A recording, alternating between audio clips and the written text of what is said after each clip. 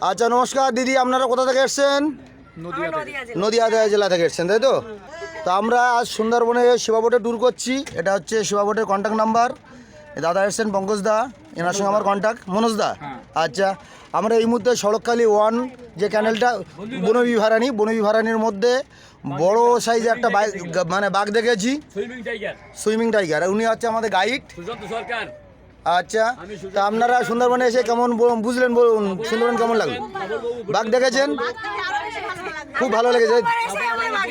প্রথমবার এসে বাঘ দেখেছেন? তাহলে যদি এলাকা থেকে কেউ আসে সুন্দরবনে অবশ্যই আসতে বলবেন। সুন্দরবনে রয়্যাল বেঙ্গল টাইগার যেন সবাই দেখতে আসে, সেটা অবশ্যই জানাবেন সকলকে। দাদা কিছু বলুন, বাঘটা কেমন দেখলেন বলুন। এই ট্যুরটা আমাদের জন্য একদম পারফেক্ট।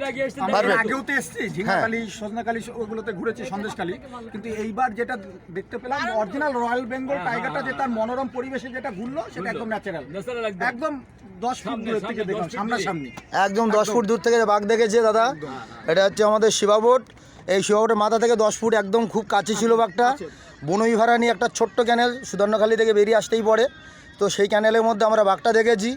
এখন ভরা জুয়ার দেখতে পাচ্ছেন, বাঘটা একটা ছোট্ট ক্যানেল পার হয়ে একটা ক্যানেলে চলে গেছে। আমরা সেই ছোট ক্যানেলটা পেরিয়ে বড় ক্যানেলে চলে এসেছি। আপনারা সাথে আসুন, সাথে থাকুন, সঙ্গে থাকুন। যদি আবার কিছু দেখতে পাই আপনাদেরকে অবশ্যই শেয়ার করবো। আমি যেন পরের বছর আবার এদের আনতে পারি। হ্যাঁ, দিদিরা বাঘ দেখেছে, আশা করছি নেক্সট বছর আবার আসবে। হ্যাঁ, সুন্দরবনে অবশ্যই আসবেন। সবাই বাচ্চারা খুব খুশি। বাহ, ওকে।